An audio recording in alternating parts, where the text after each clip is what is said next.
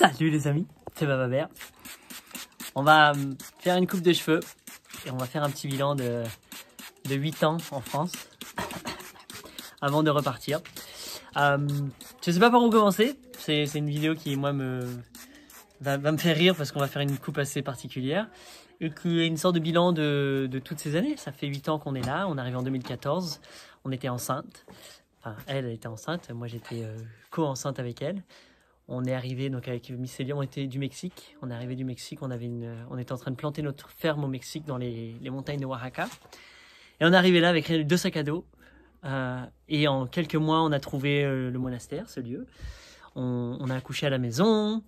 Et de là, on a eu un demi-hectare de prairie qu'on nous a prêté, que la mairie nous a prêté. Et on a commencé à planter comme des fous. C'était notre rêve et on n'attendait que ça. Et ça fait 8 ans qu'on plante comme des fous amoureux de la vie. Oui, on a vécu plein de choses. Il y a eu beaucoup d'événements, plein de gens sont venus, des centaines de gens sont venus, ont passé des moments formidables dans des camps, des événements, des retraites silencieuses, des quêtes de vision, des huttes de sudation, des fêtes, des trucs, des dance parties.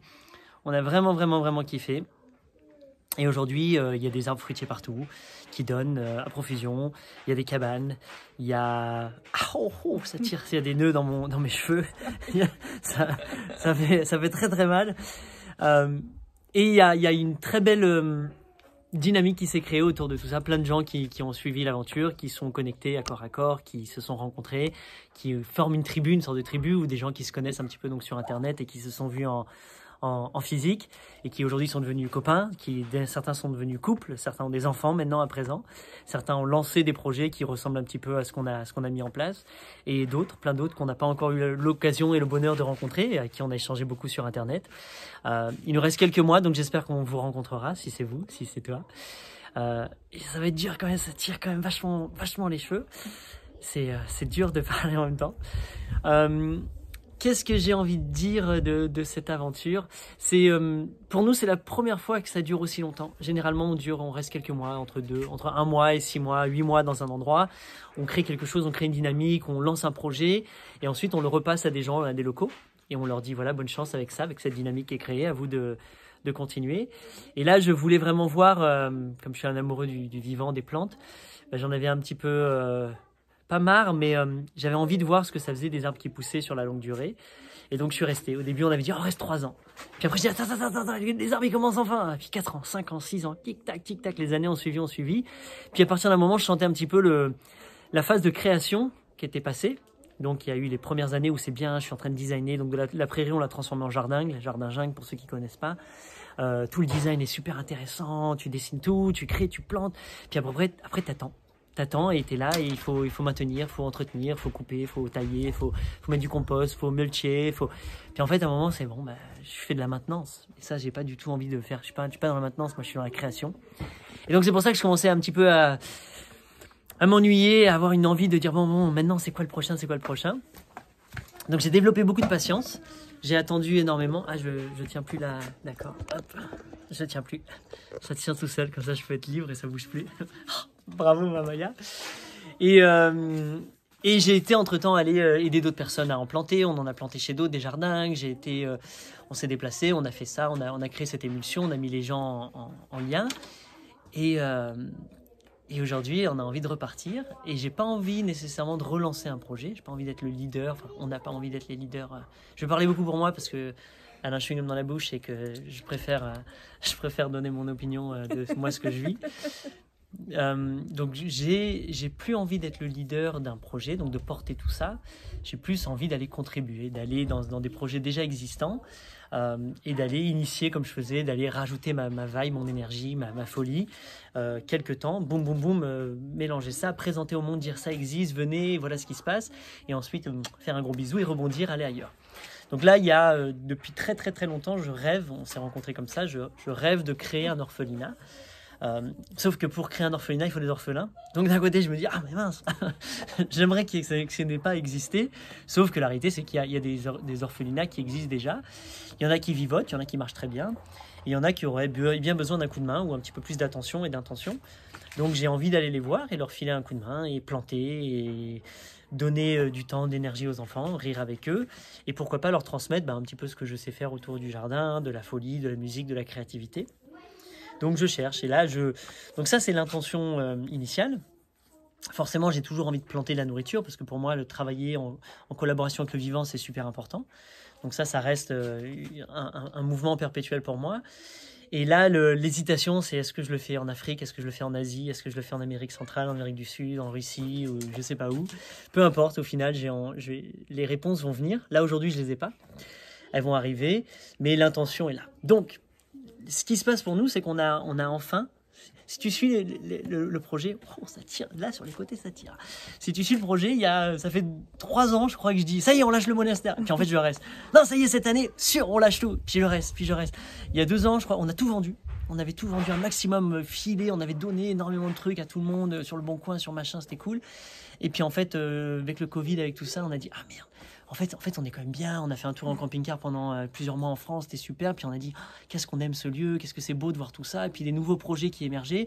Et l'envie de revenir. Donc on est revenu. On a dû réacheter tout cette année. Là, on est rentré en novembre. On a réacheté. On a remis des milliers d'euros d'investissement dans le monastère pour repeindre, pour tout remettre bien. Et là, on repart. Donc en fait, on va falloir tout revendre, tout redonner, etc. Et donc cette fois, on a officiellement dit à la mairie... ça y est, on signe le bail, on arrête le bail, on a donné notre préavis. Donc le 1er novembre, on décolle. Les filles vont décoller avant aux États-Unis. Moi, je vais rester derrière pour m'assurer que tout soit le plus vite possible. Et à la base, on voulait donner ce projet à quelqu'un qui est un des porteurs de projet, à un collectif, à une communauté, à une famille, à des gens qui voulaient reprendre la vision, le jardin, tous ces trucs-là et machin. Ça m'excitait beaucoup parce qu'il y a un tel potentiel qui est là, qui est déjà vivant, qu'il faut entretenir, nourrir, mais surtout qui est déjà en place. Donc, tu n'as plus qu'à venir, toi, avec ta pratique et lancer ta propre économie, t'inscrire dans ça, quoi, dans cette abondance. Et puis, tu peux être totalement autonome, libre et heureux de ta vie et en faire profiter plein d'autres personnes, les gens de ton réseau, etc. Et en plus, nous, comme on a un gros réseau, on aurait pu transmettre le réseau, dire voilà les gens qui aiment ce qu'on fait et qui ont envie de venir un jour au jardin, à toi de suivre. Et on s'est bloqué un petit peu sur ça, on cherchait, puis on ne trouvait pas vraiment. Et en fait, on a dit, mais ce qu'on fait habituellement, c'est que localement, autour de nous, il y a une famille, quelqu'un qui nous touche le cœur et à qui on transmet tout ça, on donne tout ça, on offre comme un sort de gros don. Et boum, lors d'une méditation, c'est venu, Maya a eu l'idée de dire, mais oui, la meilleure copine de Miley, ils sont une famille, ils sont donc un enfant et deux parents, ils adorent les animaux, ils ont tout ça, et là ils viennent de louer un tout petit truc en plein centre-ville du village, et c'est pas cool, et on a dit, mais tu crois que ça leur plairait ? On les a invités, on leur a montré, on leur a parlé du projet, ils ont été super emballés, et ils ont envie. Alors ils n'y connaissent rien en jardin, ils n'ont pas la même envie que nous de faire tous ces trucs-là, mais c'est pas grave, c'est leur envie d'être dans un lieu sain, d'élever leur fille dans cet endroit, ça va être magnifique. Et ils sont très contents. Et donc, pour nous, c'est cool parce qu'ils vont poursuivre le sanctuaire animalier où on sauve des animaux des cages ou des trucs comme ça. On les adopte et ils vivent ici de façon libre. Donc ça, ils vont continuer. Les arbres vont continuer à pousser. Ils vont pouvoir nourrir, avoir une abondance de fruits, de légumes, de choses de très bonne santé. Nous, ça nous permet de revenir à n'importe quel moment quand on a envie. Et puis localement, comme ce sont aussi des amis qui font partie de notre réseau local, ça reste. Et tous nos amis ici peuvent venir bénéficier. Donc notamment, on a des amis qui font des tisanes, des cueillettes de plantes sauvages, des trucs comme ça. Ils peuvent utiliser l'abondance qui pousse ici pour récolter et puis transformer, etc. Donc ça reste dans la dynamique locale. Et même si nous, on n'est plus là, on a laissé notre marque derrière, donc c'est vraiment cool. On est super excités. Donc, les réponses, tu sais, de savoir où est-ce que je vais et ce que je vais faire, j'ai pas besoin de les savoir, j'ai pas besoin de les savoir maintenant, parce que j'ai confiance qu'elles vont arriver, que les réponses arrivent au bon moment. Donc même si là, il y a un côté de moi que je suis un peu pressé, j'ai envie de savoir, vas-y, c'est où, j'ai pas envie. Je sais que ça va venir. Et par exemple, tant que la mairie n'a pas validé que c'était eux qui allaient reprendre, ou ils acceptaient de reprendre le bail, il n'y a pas besoin d'avoir de réponse. Donc là, je suis dans l'attente totale, je profite, je regarde tout ce qu'il y a autour, et je sais que ça va venir. Donc j'ai plein d'idées, il y a des trucs qui arrivent, j'ai envie d'aller vers Tenerife parce que j'ai envie de travailler sur l'apnée. Il y a un mec, je ne sais plus comment il s'appelle, qui fait de l'apnée en profondeur, tu sais, qui descend à 30, 40, 50 mètres. C'est un truc qui me fait flipper, que j'ai trop envie de faire. Donc je dis, pourquoi pas commencer par ça. Et je te dis, ma formule dans la vie, c'est tout le temps suivre mon excitation. Qu'est-ce qui m'excite aujourd'hui, ici et maintenant ? vraiment qu'est-ce qui m'excite profondément. Donc sans frein, sans limite, sans rien du tout. C'est pas possible, j'ai pas la thune, j'ai pas le temps, je sais pas faire ça, c'est pas ça. Qu'est-ce que j'ai envie de faire ici et maintenant? Et je vais suivre ça, je vais honorer ce oui à l'intérieur, je vais aller le vivre sans attendre d'un résultat en particulier. Donc je vais aller à Tenerife ou pas, encore une fois. En tout cas aujourd'hui ça m'excite, je vais aller là-bas, je vais faire de l'apnée et peut-être que de là je rencontre quelqu'un, ou de là il y a un projet, ou de là il y a quelque chose, ou de là il y a une piste, quelqu'un qui me dit tiens va au Laos et il y a quelque chose. Donc je me laisse totalement porter comme ça dans la vie. Ça fait des années qu'on fait ça. Ça marche toujours pour nous. Ça nous emmène toujours au bon endroit, au bon moment. Et je vois que en fait c'est quelque chose qui perdure, qui semble infini, même si des fois il y a des phases de brouillard. Quand elles sont là, je dis ok, c'est pas grave, je laisse passer, j'accueille, ça va déjà, c'est vachement mieux. Je laisse, on voit l'océan qui a brûlé un petit peu les cheveux, c'est cool, c'est beau. On va faire ça. En tout cas, je sais que si j'écoute mon cœur, j'ai envie d'océan, j'ai envie de faire des jardins dans l'eau, donc j'ai envie de descendre en plongée, travailler sous l'eau, et pourquoi pas mettre des coraux, du corail, replanter, refaire ça, voir. Donc je me laisse porter, et je sais qu'il y a une fin de fruits exotiques. J'aime les noix de coco, j'aime les mangues, j'aime les avocats, j'aime la papaye, j'aime tout ça, les bananes. Et au lieu de les importer, donc les faire venir, je préfère aller moi où elles poussent, donc c'est cool. Autre chose, c'est que je dois être feu dans mon Pitta et Vata, je crois, un truc comme ça dans l'Ayurveda. Et j'ai besoin d'air, j'ai besoin beaucoup d'air et de feu. Donc je suis le feu et je réalise que j'aime pas le froid. C'est pas trop mon kiff. Donc ici, généralement l'hiver, on arrive à se tailler. On a passé quelques hivers à essayer de chauffer comme on pouvait une maison, tout ça. Et puis en fait, j'ai réalisé que non, j'ai pas envie de chauffer une maison. J'ai pas envie d'avoir de l'eau chaude, j'ai pas envie d'avoir ces trucs-là. Je préfère être au chaud, au bord de l'océan et avoir de l'eau fraîche pour... voilà, j'ai pas envie de chauffer une maison. Je préfère créer de l'ombre que de chauffer. Donc voilà. Que dire de plus, Mamaya, que dire de plus sur tout ça? Parce que c'est un bilan... T'arrives à faire les deux? T'arrives à parler? Non, je sais complètement. T'arrives à donner une thématique ou m'aider à... Qu'est-ce qui serait important d'aborder dans cette discussion?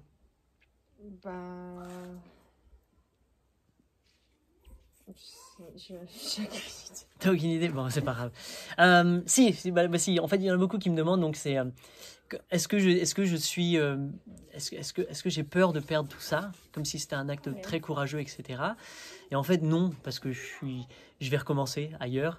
Et pour moi, même si on a dû mettre 30 ou 50 000 euros d'investissement ici, qu'on laisse derrière nous, c'est le prix de notre vie, c'est le prix de notre kiff, c'est ce que ça nous a coûté de nous faire plaisir à planter ces arbres. Donc oui, il y a beaucoup d'argent qui a été investi qui a été enraciné, mais au final, c'est pas grave. L'argent se fait en faisant ça.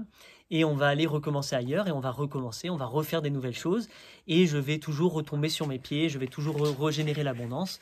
Donc j'ai vraiment confiance que peu importe où je vais aller, je trouverai un moyen d'avoir toujours assez pour vivre ce qu'on a à vivre, toujours dans l'abondance. Donc ça déjà, c'est un grand réconfort.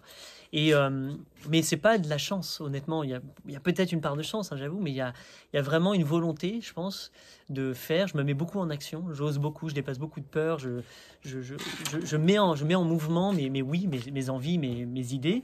Et dès que ça vient, je m'en fous, je tente. Et je me ramasse plein de fois. Des fois, ça marche pas du tout. Des fois, c'est un flop. Des fois, je m'épuise. Des fois, je mets beaucoup d'énergie. Je le fais une fois, et puis après, j'en veux plus. Donc, c'est pas grave, mais je suis tout le temps en train de mettre ça. Et je me sens pas obligé. C'est pas une règle. C'est pas un truc comme ça. C'est vraiment, c'est volontaire. C'est presque spontané. Parce que j'aime. Et parce que c'est ça où je vous dis, quand je vais vers ce qui m'excite, c'est beaucoup plus simple. D'aller faire des trucs qui me plaisent pas, là je procrastinerai énormément, je tournerai beaucoup en rond et j'irai pas les faire. Alors que là, quand c'est des projets qui me motivent, t'as vu ça, c'est beau, je donne beaucoup plus d'énergie. Et donc, il y a une partie de moi qui aurait envie de garder ça, parce que c'est une certitude, c'est une sécurité, c'est un beau projet, c'est en train encore en plus de se développer, j'ai une garantie que je peux vivre ma vie tranquillement, si c'était la fin du monde demain qu'il y avait une grande crise, j'ai de l'alimentation, j'ai tout ça, et donc toute la logique sécurisante, et même de reconnaissance, parce que je suis reconnu en tant que bababère ici, on me connaît, c'est cool, sur internet, en France, tout ça. me pousserait à dire reste, maintiens ce que tu as, c'est génial, etc. Sauf que je le vois en moi depuis près d'un an. Là, j'ai plus l'envie de jardiner, je me lève plus. Avant, je me levais à 4h30 avec l'envie d'une chose, c'est d'aller jardiner. Et là, plus trop. Là, je traîne, je lis, j'ai plus trop envie d'être ici. Je pense plutôt être ailleurs. Donc, il y a quelque chose comme si mon corps et tout mon être m'indiquait que non, c'est plus ici, c'est plus le bon moment. Et que en allant en repartant à zéro, ça me remet dans une position d'inconfort, d'incertitude. Et c'est là où je me sens vivant. C'est là où je vais devoir me réinventer, je vais devoir me refaire connaître, redécouvrir plein de choses. Donc c'est en une nouvelle langue cette fois. Donc on va sûrement reprendre l'anglais ou l'espagnol, ça dépend où est-ce qu'on va être. Et ça m'excite parce que c'est un beau challenge et que c'est dans les challenges où je me sens le plus vivant et que j'aime le progrès. Là, je sens une sorte de stagnation. Ça veut dire que oui, je peux encore refaire des cabanes, je peux encore planter plus d'arbres, mais j'ai l'impression que la vision, elle est établie et j'ai envie de repartir d'une autre vision, d'un nouveau truc pour sentir cette évolution, ce truc. Il y a des fois où je me demande est-ce qu'il y aura un jour une fin. Je me dis en fait ça va jamais s'arrêter. Et tant mieux, parce qu'au final, j'ai pas besoin que ça s'arrête. Je vais continuer tant que j'ai envie. La chance, c'est que Maïli non plus. On est très bien. On a envie de reprendre une petite voiture et de revivre dans une voiture, de tracer les États-Unis, aller voir les parcs nationaux, de se laisser porter avec le ukulélé, etc. Donc on ne sait pas trop. Donc pour apporter de la valeur dans cette vidéo, pour pas juste te raconter ma life, j'aimerais t'encourager. C'est toujours mon message que je répète depuis très longtemps. C'est toi. Sentir il y a un appel, il y a sûrement un appel. Alors peut-être que tu es exactement en train de faire ce qu'il fait et c'est génial, je te souhaite de kiffer. Auquel cas, je t'encouragerais à trouver une façon de mieux le diffuser, de mieux le partager, d'en faire profiter d'autres personnes, de ce que toi tu as, de toute ta réussite, de le diffuser. Sinon, si tu sais pas trop et que tu n'es pas super à l'aise avec ce qui se passe en ce moment dans ta vie, je te demanderais de voir... toi, là, il y a quelque chose, ou même s'il n'y a rien, même si tu ne sais pas du tout, d'être OK avec ça. En tout cas, si tu sais que tu n'as plus l'excitation de ce que tu fais, de ton job, de ton couple, de ta vie aujourd'hui, de ta routine, de toutes ces choses-là, pour moi, c'est un très bon signe. Et le corps le traduit, tu sais, par une sorte de... Des fois, ça peut être la tristesse, la mélancolie, le côté blasé, l'ennui total, le manque de motivation, la procrastination. Toutes ces choses-là, pour moi, sont des signes du corps qui indiquent que, en fait... il y a un besoin d'évoluer, de changer certains aspects. Et donc, ça va demander un travail en toi, un travail intérieur qu'on fait constamment et même quand on a l'impression qu'il est fait, il continue perpétuellement à être. Et nous, il consiste, en tout cas pour moi, ce travail intérieur consiste, alors je ne le fais pas toujours bien, mais il consiste en accueillant les émotions, en accueillant l'information qui essaye d'émerger. Donc des fois, il y a une émotion, une colère, une tristesse, c'est des peurs de rejet, d'abandon, des blessures, tous ces trucs-là qui viennent. Et je vais voir vite fait la tendance que j'aurai de m'en échapper, d'aller faire autre chose, d'aller planter encore plus, d'aller faire d'autres trucs, d'aller me mettre en mouvement, en action pour les faire taire et dire ah, tiens je fais ça et tout va bien, je me remets dans la joie, je me shoot de dopamine et puis tout va bien. Sauf que j'ai l'impression que ces émotions-là, c'est comme si je les écoutais pas et que je leur dis chut, vas-y, va à côté, je veux pas t'entendre, et qu'elles ont besoin d'être écoutées, d'être accueillies, d'être reconnues, de mettre le mot dessus, de mettre le doigt dessus et de juste dire ok c'est ça et de rester avec ça. Il n'y a rien à en faire, il n'y a pas besoin de la solutionner, il n'y a pas besoin de guérir. Il n'y a pas besoin de l'échapper, il n'y a pas besoin de la remballer, il n'y a pas besoin de la comprendre, il n'y a pas besoin de la solutionner, il n'y a pas besoin de l'intellectualiser. Des fois, c'est juste... Ah, tu ris? Sous ma gueule, qu'est-ce qu'il raconte? Juste besoin d'être avec. Et je vois, moi, comment je fuis. Des fois, je vais aller boire un coup, j'ai envie d'aller... je vais aller bouger, je vais aller lire un truc, je vais aller écrire, je vais regarder mes emails, je vais manger, avant, je fumais un coup. Tu vois, je trouvais plein de petites façons d'y échapper. Et donc, ce qu'on essaie de faire, c'est juste d'être là, de dire, ok, c'est là, tu as le droit d'exister, et tu restes comme ça. Et plus on fait ça, plus elles ont l'opportunité de s'exprimer profondément, et c'est comme si ça relâchait des choses dans notre corps, des choses qu'on tenait, ou qui n'avaient pas eu l'opportunité de s'exprimer, donc de circuler, donc qui étaient bloqués. Et des fois, ça peut se traduire par des douleurs de dos, des blocages, des inflammations, des machins, des trucs, tu sais, des idées qui tournent en boucle comme ça, des machins, c'est assez... chacun, ça s'illustre de plein de façons différentes. Donc c'est cool. Donc je sais pas toi si tu les vois. En tout cas, quand elles viennent, juste accueille. Et elles sont toutes OK. Même si c'est la colère, même si c'est la haine, même si c'est la culpabilité, même si c'est tous ces trucs-là, c'est juste OK. Il n'y a pas besoin de les juger. C'est juste qu'elles ont besoin de sortir. Et je pense que tant qu'on n'arrive pas à faire ce travail, tant qu'on ne le fait pas, alors on a peut-être des fois, je vous encourage moi d'aller voir des professionnels, des sophrologues, des kinésiologistes, des coachs, des machins, des gens qui peuvent vous permettre d'exprimer tout ça, tu vois, des chamans si vous en connaissez, et de voir ce que ça fait en vous une fois que ça se libère. Et moi je trouve que plus elles peuvent circuler, plus j'ai accès à un moi profond, à un moi apaisé, à un moi authentique, à un moi calme, comme si j'avais relâché comme si j'avais honoré mon ADN et que j'avais décristallisé des trucs et qu'enfin, tu vois, ça permettait. Et même si ça ne change pas des fois sur mon comportement ou ma façon d'être, ça va changer dans la réalité, dans l'extérieur. Il y a des tensions qui s'apaisent, il y a des conflits qui n'ont plus besoin d'être, il y a des gens qui disparaissent dans ma vie, il y a des nouvelles personnes qui réapparaissent après des années, il y a des cadeaux, des chances, des bonheurs, des trucs comme ça qui viennent et c'est assez incroyable. Donc c'est pour ça que j'adore faire la carotte en vaut vraiment le coup. Et pour ceux qui sont en famille, en couple ou ou en communauté, je pense que c'est important de le faire à plusieurs aussi et de ne pas être tout seul. Donc nous avec Mamaya, elle fait son chemin, je fais mon chemin, on se croise, on est différents des fois sur différents niveaux, on s'accompagne constamment, on est tout le temps dans l'envie de s'élever mutuellement, même si des fois il y a des clashs, des fois il y a des tensions, des fois il y a de la chamaille, on a cette envie réciproque et mutuelle de s'élever, de se comprendre et d'être des individus totalement autonomes et de ensemble aller dessus. Donc il y a tout le travail de codépendance, d'affection, tous ces trucs-là à faire. Mamaya le fait très bien, ce travail. Et c'est cool. Après, le couple ou la relation devient de plus en plus légère et on peut passer à des niveaux supérieurs. On peut amplifier tout ça. C'est quoi ton projet? Je sais pas. Mais s'il y a des coiffeurs, c'est une sculpture. C'est pas un coiffeur. C'est une sculpture vivante. Ouais. Cool. L'idée de ces coupes de cheveux qu'on fait, c'est pas d'être beau gosse, c'est d'avoir une coupe de cheveux. Il est un beau gosse quand même. Oh, merci, c'est gentil. D'avoir un look que je ne porterais pas de façon habituelle et qui me met mal à l'aise, qui renvoie comme si c'était une autre représentation de moi et qu'en fait non, je suis pas comme ça, je ressemble pas à ça, c'est pas mon style, c'est pas mon... Comme si j'avais peur de l'image, l'enveloppe, ce que ça renvoyait de qui je suis. Et donc là, ça va avoir un look assez ridicule, donc ça va être sympa. Et ça me met en tension, moi, parce qu'après, quand je vais sur la place du marché, je vais tout ça, il y a des gens qui me voient, et puis il faut que je porte ça, et donc je vois ce que ça me fait en moi.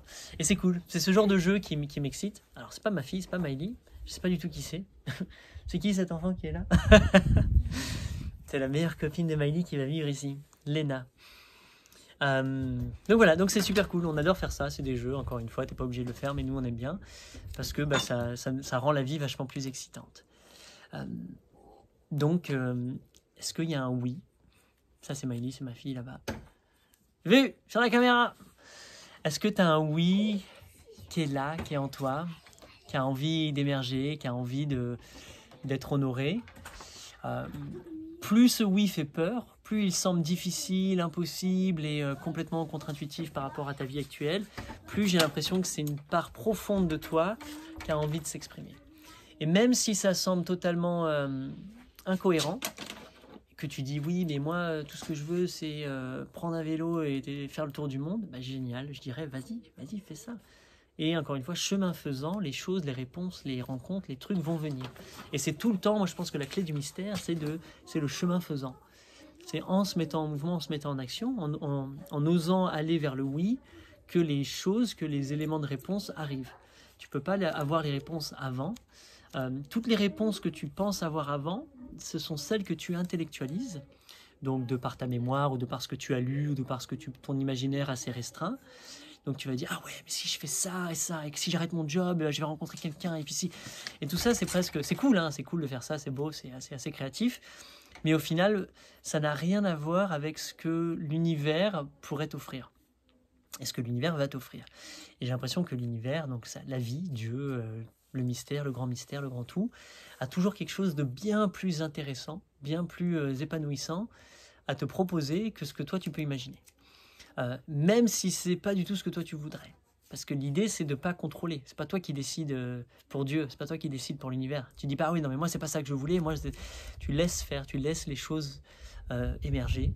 Et même si des fois, ça peut paraître bizarre, parce que pour certaines personnes, ça peut être un accident, ça peut être une rupture sentimentale, ça peut être tout perdre d'un coup, ça peut être un burn-out, ça peut être une crise de folie, ça peut être plein de trucs. Ça s'exprime de plein de façons différentes. Ben, des fois, c'est exactement ça dont tu as besoin pour la suite de ton aventure humaine et pour pouvoir te permettre de sortir de tout ça. Je pense que là, une chose très importante pour moi, c'est bien sûr de le vivre égoïstement, d'aller honorer son oui, d'aller le vivre, de dire ouais, pleinement, d'aller kiffer, fais ta balade en vélo, fais tout ça. Et je pense qu'on a une responsabilité en tant qu'humain, c'est de le partager, de le communiquer, de le diffuser et de dire aux autres, voilà ce que je fais, voilà mon chemin, voilà mon histoire, je vous raconte ma vie, je vous raconte mon histoire, mon évolution. Je pars de là, c'est comme une histoire, comme un wow, ça tire, comme un conte où tu as le début de l'histoire, l'aventure, la prise de la réalisation, l'échec, le truc, boum, et puis après l'épanouissement. Et donc je pense que ton histoire de vie, elle est importante à raconter. Parce que quand tu la racontes, ça fait effet miroir sur plein de personnes. Plein de personnes peuvent s'identifier à toi, peuvent se comparer, peuvent comprendre, peuvent dire « Ah waouh, lui il a vécu ça, ou elle a vécu ça, moi ça me permettrait de faire ça, etc. » Ou de venir à toi et de dire « Waouh, ça m'a super inspiré et merci. » Et donc « Oh, c'est super dur, oh là là, c'est super dur, oh là là, j'ai fait quoi, j'avais des dreads derrière, ça va être beau la nuque longue, là je le sens, la mulette elle va être géniale. » J'ai encore combien de temps là à parler? À peu près une bonne 10-20 de minutes. J'espère que tu as un thé, un café, une petite boisson chaude dans les mains et que ça va être intéressant pour toi. Donc oui, plus tu le partages, plus des personnes peuvent utiliser ton histoire et s'en inspirer pour aller vivre leur truc à eux. Et puis tu as de la sagesse. Tu as de la sagesse en toi, celle que tu as acquise de par tes lectures, de par tes rencontres, mais celle que tu vas faire mûrir en toi avec ton chemin de vie, avec tes idées, avec l'unicité que tu es toi. Et ça va se transformer en une façon, un style, un truc. Moi j'appelle ça le oui, le kiff, le corps à corps, toutes ces choses-là, tu vois, j'ai trouvé ma terminologie.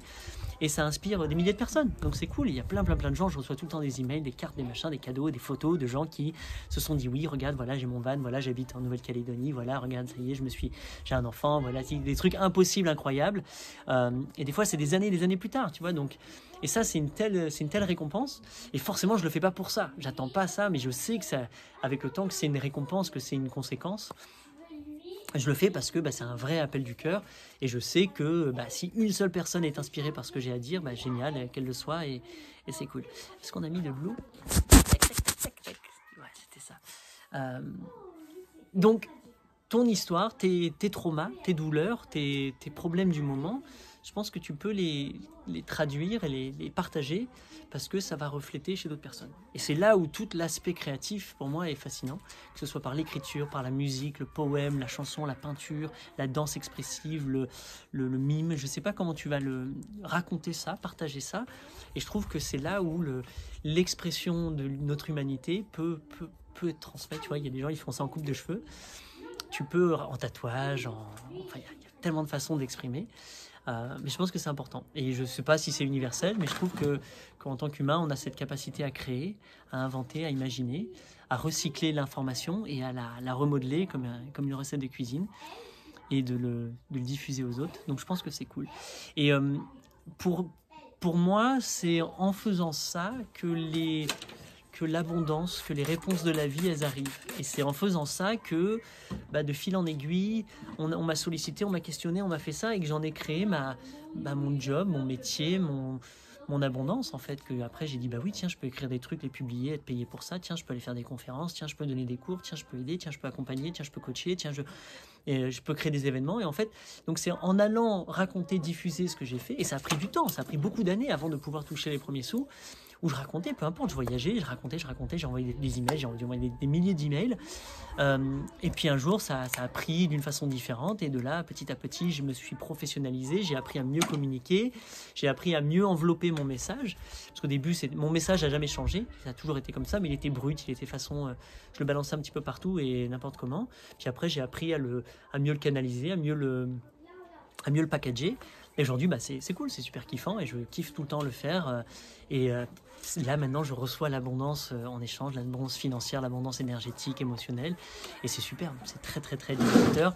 Et ça me donne envie de continuer. Et c'est comme si j'avais toujours fait ça pour apprendre à mieux le faire. Alors là, on attaque la barbe, c'est ça? Je sais pas. Je sais pas encore. Donc voilà, donc je ne sais pas toi ce que ça va être. Et idéalement, comme je t'ai dit, essaie d'aller vers ta passion, vers quelque chose que tu ne peux pas t'empêcher de parler. Moi, ça a été le voyage, ça a été le jardin, la philosophie, la poésie, ma vie, mes histoires, mes trucs. J'ai envie de faire ça, j'ai envie de raconter ça, j'ai raconté ça. Toi, ça peut être les chiens, ça peut être les plantes, ça peut être les énergies. Je ne sais pas ce que ça peut être, mais peu importe. Dis-toi bien que tous les sujets sont bons, ça intéressera toujours quelqu'un. Ta façon de le faire, même si ça peut être les cartes, je connais des gens qui font des tarots, je connais des gens qui sont très spécialisés dans les cactus. Il y aura tout le temps des gens intéressés par ce sujet. Et donc plus tu publies, plus tu racontes cette histoire, plus ça va les intéresser, plus tu vas rentrer dans ce qu'on appelle une niche. Et d'une niche, tu vas avoir une niche spécialisée de gens qui adorent les cactus et qui ont envie de parler de cactus avec toi. Puis peut-être qu'un jour, ils vont te dire, est-ce que tu peux redécorer mon bureau de cactus, ou est-ce que tu vends des cactus, ou est-ce que tu peux venir à la conférence des cactus, ou des gens vont t'envoyer des cactus ultra rares parce qu'ils ont adoré tes écrits. Et bref, tu vois, ça se fait comme ça de fil en aiguille. Donc, trouve ta passion. Forcément que tu en as une. Si tu n'en as pas, c'est que tu n'es plus assez à l'écoute de toi. C'est que tu t'es tellement obligé à faire des trucs qui te déplaisaient qu'en fait, tu as du mal à le faire. Sauf que moi, je me dis dans ma tête, c'est peut-être ça ta passion. C'est peut-être d'aller vivre des choses qui te déplaisent tant pour vivre certaines émotions. Et c'est de ça que tu pourrais raconter. C'est de dire, waouh, voilà ce que je fais de ma vie. C'est ma vie de merde. Il y avait un site... Ça s'appelait Ma vie de merde. Et les gens racontaient leur vie de merde. Et c'était ultra populaire et ça faisait rire beaucoup de gens. Et il y en a qui ont fait fortune avec leur vie de merde. Donc ça se trouve, c'est ta vie de merde que tu peux raconter. Voilà. Forcément, pour faire ça, il faut dépasser des peurs. La peur de mal le faire, la peur d'être jugé, la peur d'être critiqué, la peur que ça ne fonctionne pas, la peur que ça ennuie, la peur de prendre trop de place, la peur de toutes ces peurs, quoi, de faire des fautes d'orthographe, Tiens, est-ce qu'on peut juste fermer la porte, s'il te plaît? Parce que ce que j'ai à dire, c'est presque intéressant. Miley, je parle. Donc voilà, donc dépasse ses peurs. Et ça fait, bien sûr que ça fait flipper. Moi aussi, ça me fait toujours flipper. Je me suis pris des râteaux, je me suis fait engueuler, je me suis fait insulter, des gens qui n'étaient pas du tout d'accord avec moi. Bon, voilà, mon petit égo, il est frotté, ça fait flipper, ça fait mal au cœur. Des fois, ça donne envie de tout planquer, de dire, oh, ils me font chier, je déteste les humains. Puis le lendemain, ah, j'adore les humains. Donc voilà, c'est le chemin de vie. Et forcément, tout n'est pas toujours rose. Et il y aura, parmi la biodiversité des gens, des gens qui ne sont pas contents. Mais pas grave, tant mieux, superbe, génial, merci à eux d'exister. Et c'est cool. Tu as beaucoup à apprendre des gens qui ne t'aiment pas, déjà, ça c'est clair. Par contre, au même moment, il y a des gens qui apprécient énormément ce que tu fais. Donc, continue à le faire aussi bien pour toi que pour eux. Et puis voilà, passe outre les peurs. Et c'est en dépassant tes peurs que tu deviens beaucoup plus courageux. Et en étant courageux, ton cœur se développe, etc. Et tu deviens vachement plus humain. Parce que être humain, pleinement humain, pour moi, c'est un acte courageux. Il faut oser être humain, il faut oser s'affirmer, il faut oser poser son identité, il faut oser changer de nom si tu as envie, il faut oser changer de coupe. Il faut oser prendre des risques. Je pense que les risques, moi, sont importants. Tu essaies de cacher ma nouvelle calvitie ou j'ai un petit trou là. Enfin, ça commence. C'est pas une calvitie, mais ça fait ça. Peut-être qu'en le collant comme ça se verrait pas. On dirait un espagnol. Voilà. Bon, sympa, ça va être cool. Donc voilà. Tu prends des notes, j'espère. J'espère que ça t'aide, que tu. Il n'y a plus personne qui écoute déjà en fait. Cette partie de la vidéo elle n'a jamais été vue. Mais c'est pas grave, c'est ça qui est génial, tu vois. C'est-à-dire, peu importe. Moi je suis là, je suis dans le kiff, je suis avec ma Maya m'écoute, elle connaît par cœur ce que je dis. Elle est en train de se dire putain, t'arrêtes pas de parler, ça fait 34 minutes que tu parles non-stop. Comment tu débites tout ça En fait, c'est pas du tout ça. En impro total, tu vois, c'est ça qui est génial. Elle est en train de se dire, qu'est-ce que tu te dis dans ta tête? En fait, je découvre, j'essaye, je rigole. Cherche les poux. Voilà. Donc tu vois, tu as tout le temps l'histoire que tu te racontes des autres. Et en fait, c'est pas ça du tout. L'exemple était là. Et au final, je peux pas, moi, me préoccuper de ça. Parce que si j'essaye je veux dire, je vais arrêter de me taire, je vais arrêter la vidéo parce que ma Maya, ça la gêne, ben, je ne ferai pas ma vidéo. Si vraiment ça la gênait, elle dirait, écoute, j'en ai marre, tu peux arrêter la vidéo et je finis ta coupe de cheveux et je ferai la conclusion de ma vidéo rapidement, mais tant qu'elle n'a pas verbalisé ça. Alors j'ai demandé le consentement, j'ai demandé avant, est-ce que je peux faire une vidéo, ça te dérange si je vais parler pendant 30 minutes, je pensais que ça allait durer 30 minutes. Elle a dit oui, tu peux. Il n'y a pas de limite pour les créativités. Il n'y a pas de limite à la créativité, voilà, c'est merveilleusement dit. Citation. Donc voilà, donc en allant te frotter aux autres, bah, tu te découvres toi, tu découvres tes petites zones d'inconfort, tu découvres tes peurs, tu découvres les monologues intérieurs que tu as, les résistances que tu as, toutes ces limitations que toi-même tu te crées en blâmant les autres. J'ai beaucoup utilisé les autres pour ne pas faire des trucs. Je dis, ah mais je vais pas faire ça parce qu'on va penser ça de moi, on va pas. Et donc en fait je me suis interdit, je me suis empêché plein de choses formidables dans ma vie parce que j'avais peur de ne pas être accepté, de ne pas être validé. Et c'est comme si je voulais faire plaisir à des gens qui, premièrement, je ne peux pas leur faire plaisir, deuxièmement, je m'en fous de leur faire plaisir, et troisièmement, sont très inimportants pour moi. Donc, parmi tous les gens qui existent sur Terre, il y en a très peu, il y a peut-être une poignée qui vont être proches de toi et qui vont vraiment être importants pour toi. Tu connais cette phrase, on dit que tu es la somme des 5 personnes avec qui tu passes le plus de temps. Donc regarde avec qui tu passes le plus de temps, les gens que tu fréquentes le plus. Ça peut être des gens en physique, mais ça peut être des gens sur Internet, des auteurs, etc. Et à force de passer du temps avec eux, bah forcément, il y a une sorte d'imitation, ils déteignent sur toi, tu prends de leur façon d'être, leur façon de penser, leur façon de parler. Et souvent, comme tu chopes tout ça, bah tu crées un personnage qui est le mélange de tout ça, quoi, qui est une sorte à ta sauce, mais tu parles comme eux. C'est pour ça que des fois, attention avec qui tu traînes, parce que si tu n'apprécies pas comment ils sont, comment ils se comportent, comment ils parlent, sache qu'en traînant avec eux, bah, tu vas d'une façon ou d'une autre absorber ça et imiter. Donc voilà, donc questionne bien ça, et vaut mieux, on te dit, hein, donc, tu le sais, vaut mieux être seul que mal accompagné, il paraît. Donc moi, je préfère avoir très peu d'amis très proches, d'amis très inspirants, que d'avoir une foultitude de gens qui, au final, ne me donnent pas envie d'être totalement moi. Donc moi, avec les très peu de gens avec qui je suis très proche, bah, je peux vraiment être moi. Je n'ai pas besoin de jouer un personnage. Enfin, je joue quand même toujours un personnage, puisque ça fait partie de la nature humaine. Mais je peux vraiment m'exprimer. Je peux partager mes peurs, je peux partager mes angoisses, je peux partager mes bonheurs, mes trucs. Je peux dire quand quelque chose me gêne pas. Je peux être beaucoup plus ouvert.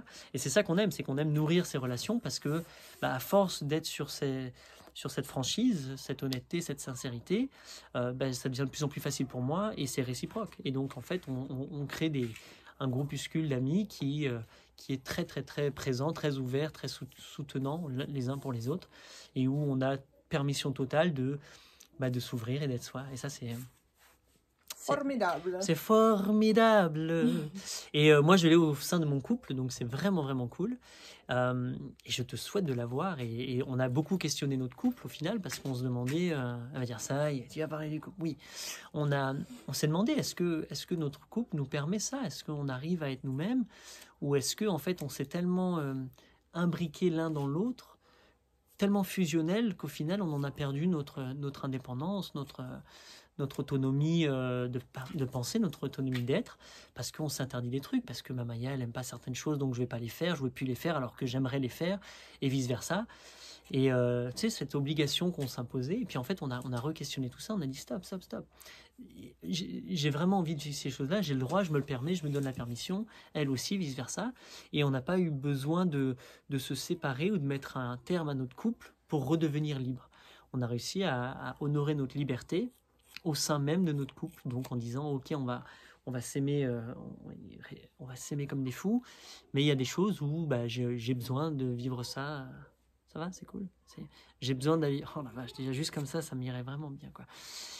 J'ai besoin d'aller vivre ça. Donc là, par exemple, le 13 octobre, les filles la barbichette, les filles partent, je les mets sur le vol pour les États-Unis. Elles partent en road trip aux États-Unis, et moi je reste derrière au monastère pour faire un dernier événement. D'ailleurs, un des derniers événements en France, et je voudrais transmettre ma magie, ma façon de faire, ma façon d'être animateur, de mettre les gens en symbiose et de créer cette magie, cette inertie, c'est pas inertie, comme ça entre les humains. Et je voudrais que d'autres personnes puissent Ouh, ça fait super mal. Ça a arraché tout là. Le faire avec d'autres personnes quoi. Ils ont sursauté dans la caméra aussi. Je t'ai vu. Le faire pour d'autres personnes, donc ça va être ouh là, ça fait ah ouais, okay. Tu tires à contre-poil là, c'est pas possible. Ouh. Et après je trace. Et c'est pour ça que je sais pas encore où, mais je vais partir pendant 2-3 mois. On n'a jamais fait ça encore depuis que Miley est née. Je suis parti 3 semaines. On s'autorise 3 semaines. Et là, dans l'idée, je pars 2-3 mois en solo pour voir ce que ça fait de retourner. Ça y est, la barbichette part. T'as vu, la barbichette, elle est blanche, c'est cool. Quand j'ai commencé les vidéos en France il y a 8 ans, j'avais pas la barbichette blanche. T'as dû me voir grandir. Il y en a qui m'ont vu grandir en direct sur... Je me tais, vas-y. Non, c'est ok. Non. Voilà, donc je vais partir 3 mois à l'aventure, voir ce qui va se passer. Et ça se trouve, au bout d'1 mois, j'en ai marre, je vais les retourner aux États-Unis et les retrouver. Donc, tu vois, c'est ça qui est bien, tout est malléable, il n'y a pas de contraintes. Et si au bout de 3 mois, j'ai envie de rester plus longtemps, je resterai plus longtemps. On est assez open sur ça, on verra. On ne peut pas avoir les réponses maintenant. En tout cas, l'excitation d'aller faire ces choses-là sont là. Donc, on y va et puis on voit en chemin, quoi. Donc voilà, donc n'attends pas d'avoir toutes les réponses en main, tu ne les auras pas, tu ne peux pas savoir. Il y a certaines choses où il faut que tu ailles prendre le risque, que tu ailles te jeter, que tu ailles oser, que tu ailles faire ce pas en avant, et les réponses viendront. Alors, il y en a forcément, et à juste titre, ils te diront que c'est pas du tout stratégique de ma part de te dire ça. Non, ne quitte pas ton job, non, ne prends pas ces risques, bien sûr, parce que c'est dangereux, tu t'exposes à ne plus avoir, tu t'exposes à tout perdre, tu t'exposes à recommencer à zéro, tu t'exposes à faire des bêtises que tu vas peut-être regretter. Et au même moment, tu ne peux pas savoir tant que tu n'as pas fait. Donc moi, je suis plus un aventurier. Je suis là depuis gamin, j'ai envie d'être Indiana Jones. J'ai pas envie juste de regarder des films d'aventure, j'ai envie de les vivre. Donc je me suis dit, j'ai envie de faire ça. Et comme j'y vais avec le sourire et avec la confiance totale que l'univers me soutient, ce qu'on appelle la pronoia, si tu connais pas, il y a la paranoïa, c'est quand tu as l'impression que les gens, le monde, le gouvernement, l'État, l'univers est contre toi, qu'il y a un complot contre toi, que les choses vont mal se passer. C'est la paranoïa. Et quand tu penses l'inverse total, ça s'appelle la pronoïa. La confiance absolue que l'univers est là pour te soutenir. Peu importe ce que tu entreprends. Donc moi, c'est ma confiance. Donc je me dis, peu importe où je vais aller, il y aura tout le temps ce soutien divin. Tu peux les appeler les anges, les elfes, les forces secrètes, les guides, les dieux, le divin. Il y aura toujours ça pour rebondir. Et comme j'ai beaucoup de ressources humaines, quand je dis ressources humaines, c'est je suis très créatif, je rebondis, je peux beaucoup improviser, j'ai beaucoup de résilience et de résistance. Peu importe ce qui se passe, que ça s'effondre devant moi, je rebondis très rapidement. Je ne m'attarde pas trop sur un échec. Donc tout ça, je l'ai acquis, je suis généreux. Donc, parce que je donne, je commence toujours par donner. Là, j'ai l'impression que tu m'étrangles. Elle me fait une prise. Fais dodo. Parce que je donne beaucoup, je reçois tout le temps. Donc peu importe où je vais dans la vie, je vais donner, je vais offrir de moi. Volontairement. Si j'ai pas de matière, ça va être avec mon énergie, mon temps, mon amour, ma folie. Et je vais toujours recevoir. Donc tu peux me lâcher n'importe où avec un sac à dos et sans rien, et je recommencerai de façon perpétuelle. Et c'est la preuve, parce que ça fait, 15-20 ans maintenant qu'on fait ça et qu'on continue. Il y avait aussi ce qui a changé dans ma façon de voyager maintenant, là, c'est avant il y avait quand même l'envie, j'avoue, j'étais quand même plus jeune, d'une accumulation. Je voulais faire tous les pays. Je voulais accumuler les pays, je voulais enchaîner, je voulais remplir. J'ai rempli 4 passeports de tampons. J'étais trop content. Je voulais accumuler les conquêtes amoureuses. Je voulais plein de choses. Je voulais plus. Et là, j'ai pas besoin de voir plus. Je me contente de beaucoup moins. Je pense que c'est peut-être plus intensément, c'est peut-être beaucoup plus intérieur aussi. Mon envie n'est plus peut-être d'aller explorer comme avant, tant à l'aventure, d'aller vraiment me mettre en danger, mettre en risque, de partir avec rien. J'ai acquis un différent confort de vie. Cool, super. On va avoir des frelons qui vont venir.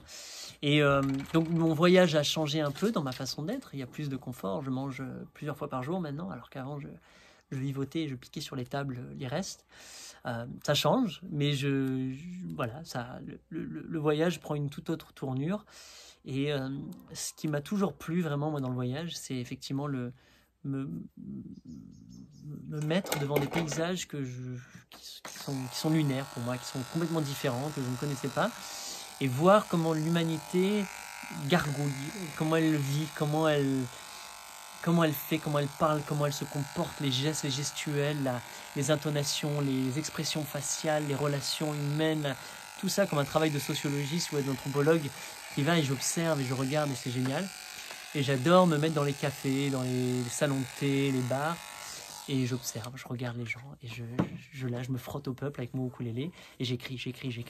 Et donc, comme je t'ai dit, je suis écrivain, j'ai toujours pensé que j'étais écrivain, j'ai toujours voulu être écrivain et donc pour être écrivain, il faut que j'aille écrire. Donc un écrivain a besoin d'écrire. Donc je voyage autour du monde pour écrire n'importe quoi, des poèmes sur le moment. Que ça a l'importance ou pas, c'est pas grave, j'écris, il y aura tout le temps des gens qui me liront. Et moi, je gagne à chaque fois que j'écris. Chaque jour, j'écris et chaque jour que j'écris quelque chose, je suis content, c'est une validation. Des fois, c'est bien, des fois, c'est génial, des fois, c'est merveilleux, des fois, c'est merdique. Mais c'est pas grave, j'écris sans attente, par plaisir de sortir des mots, d'allier, de faire des associations de mots, des rimes, de découvrir des nouveaux mots, parce que des fois j'ai une rime qui bloque, donc je vais chercher des rimes et je trouve des nouveaux mots et j'apprends, donc j'ouvre le dictionnaire et je vois des nouveaux mots, des nouvelles notions, et des fois je fais des combinaisons de mots qui je sais pas, ça me fait vibrer quelque chose en moi, ça me titille l'intérieur, à l'intellect, ça me gratouille à l'intérieur et ça me fait vraiment du bien. Bon, la fin de cette vidéo, elle va finir un petit peu dans le dark, mais je vous ferai une vidéo de conclusion dans le jour pour que vous voyez le résultat demain matin. Je vais quand même bientôt terminer cette vidéo qui dure quand même depuis plus de 45 minutes. Donc moi c'est l'écriture, toi je sais pas comment c'est. Il y a aussi la musique pour moi, le ukulélé. Il y a l'improvisation, des rencontres, les histoires. Je raconte beaucoup d'histoires aux gens. Des fois je mens totalement sur moi, je raconte juste un nouveau personnage, je change de prénom, change de vie, change de thématique. C'est un jeu théâtral de l'improvisation totale, j'adore. Et beaucoup, je suis à l'écoute des gens. J'aime écouter leurs histoires, j'aime leur poser des questions. J'aime découvrir une autre facette de moi au travers d'un autre humain, puisque j'ai la conviction qu'on est tous un, qu'au final nous sommes la même conscience qui se subdivise en plein d'êtres vivants, et que toi, elle, moi, tous les autres, on est juste... c'est une autre facette de moi, et que moi, en t'observant et en passant du temps avec toi, je vais piocher des choses uniques à moi, qu'une autre personne va pas piocher, je vais voir ça et ça va venir me refléter en moi et ça va me permettre d'être un meilleur humain, d'apprécier encore plus la biodiversité et d'apprendre à devenir encore plus moi, parce qu'il y a des choses que je vais adorer, des choses que je vais pas aimer et puis des choses que je vais découvrir, que je vais apprendre, et en fonction de ton histoire, de tes histoires, de ce que tu me racontes, moi c'est du matériel de création pour mes écrits, donc tu viens nourrir ma passion, quoi, et ma seule envie dans la vie c'est d'écrire. D'ailleurs, je réfléchissais, j'ai beaucoup de chance aussi, la vie a changé quand j'ai commencé à voyager il y a de cela très très longtemps. Ça me gratte. On n'avait pas d'ordinateur à l'époque, portable, etc. On n'avait pas de téléphone, j'avais pas de tout ça. J'avais un carnet, j'écrivais beaucoup, je remplissais des carnets de brouillon, des trucs. Et j'allais dans des cybercafés, tu payais pour 1 heure d'internet, tu allais sur un vieil ordinateur tout pourri, et plein de virus d'ailleurs, et j'ouvrais ma boîte mail, et de là j'écrivais des emails en direct, pas pré-tapé, et j'envoyais ça à ma liste de contacts. Et des fois j'écrivais tout l'email et bam, tout me buguait, il fallait que je réécrive toute mon histoire, donc des fois j'ai réécrit plein de fois la même histoire. C'était assez fascinant. Et après ça s'arrêtait, au bout d'1 heure c'était fini, plus de sollicitations, et c'était la vie. Et aujourd'hui on a un téléphone où on peut scroller, on est constamment sollicité, et j'ai tout le temps mon email, j'ai tout le temps ces trucs là, et il y a une nostalgie. J'ai envie de retourner dans l'ancienne époque, donc je pense que je vais laisser je vais rechanger ma façon de voyager et revenir un petit peu plus old school, avec retrouver les cybercafés avec mon ordinateur, ou alors de temps en temps me poser. Mais je suis très content qu'une fois que j'ai acheté un ordinateur portable, c'est quand même gros pour quand tu voyages. À la base, je voyageais avec un téléphone, un appareil jetable, c'est et tu avais des pellicules. Quand j'ai eu l'ordinateur, c'était une révélation. Par exemple, je pouvais taper beaucoup plus, j'étais dans des chambres, j'étais dans des cafés, des trucs, j'écrivais. Et si j'étais né un petit peu plus tôt, j'aurais dû avoir une machine à écrire avec moi. Et même si j'ai trouvé ça toujours magnifique et j'ai toujours voulu avoir une petite mallette avec des machines à écrire, et je suis très content de l'avoir à faire. Et les écrivains que j'admire avaient ça tout le temps. Partout où ils allaient, ils devaient emmener leur machine à écrire. Et donc je suis très content que la vie fait qu'aujourd'hui c'est tout petit. Et d'ailleurs, même sans ordinateur portable, avec un téléphone, tu peux acheter un petit clavier et tu peux tapoter. J'arrive pas avec les doigts, tu peux tapoter. Donc on peut vraiment se simplifier la vie. Mais tu vois à quel point pour moi c'est important d'écrire. Et si j'ai pas d'ordinateur, j'écris tout à la main. Et après, je ferai des photocopies et je les enverrai par le courrier. C'est un truc que j'ai vraiment envie de faire. J'ai envie d'écrire mes histoires, d'aller dans un café local, faire plein de photocopies et envoyer des centaines de lettres avec mes nouveaux récits, une fois par mois ou 2 fois par mois à tous mes abonnés. Comme ça, tu le reçois dans une enveloppe avec un mot, et puis tu l'ouvres avec ton café et tu lis mes écrits. Je trouve ça vraiment cool. Donc voilà, bon, c'est fini pour ce soir. Il est un petit peu trop sombre. On va continuer sûrement cette coupe de cheveux qui semble déjà... qui semble olé olé. Si tu me rencontres dans la rue comme ça, tu as envie de devenir mon pote ou... Mais voilà, merci pour ton écoute. Je te montre une vidéo demain à la fin de cette vidéo, dans le vrai jour. Voilà, merci, j'espère que tu as pris beaucoup de plaisir. Hâte de te rencontrer si tu es sur mon chemin. Reste connecté à corps-à-corps.org. J'envoie des mails. Mes mails, si ça continue, je continuerai toujours. Tu peux t'inscrire, tu les reçois gratuitement dans ta boîte mail tous les jours, tous les 2 jours, tous les 5 jours. Et puis voilà, des bisous. Ciao.